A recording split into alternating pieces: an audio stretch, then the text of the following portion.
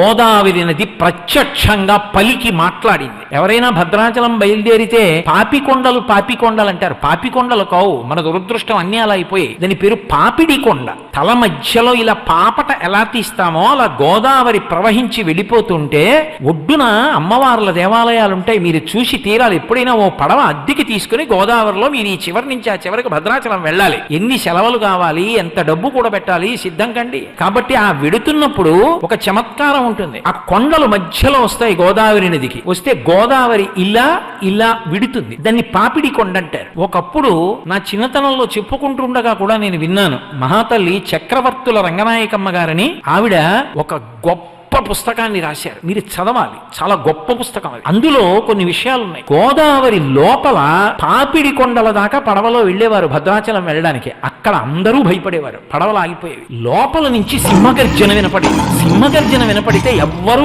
ఏమీ మాట్లాడకుండా పళ్ళెంలో ఎక్కువ కర్పూరం పెట్టి గోదావరికి హారతిచ్చేవారు. హారతిస్తే ఆ బుడబుడ చప్పుళ్ళు, పెద్ద పెద్ద బొబ్బలు, సింహగర్జనలు ఆగిపోయేవి. ఆగిపోతే ఆ పక్క నుంచి పడవ భద్రాచలం వెళ్ళేది. ఏంటి ఎందుకు వస్తుంది ఇలా?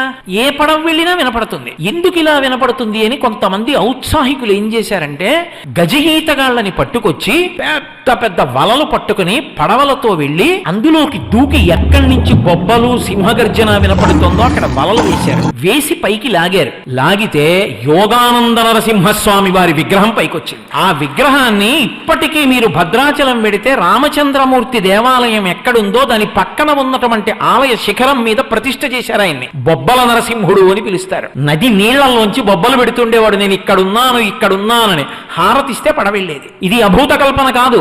మీరు కావాలంటే భద్రాచలం వెళ్ళి అడగండి. గోదావరి తల్లి కడుపులో పెట్టుకుంది బొబ్బల నరసింహుడిని. ఆయన లక్ష్మీదేవిని కూడా పక్కన పెట్టుకోడు.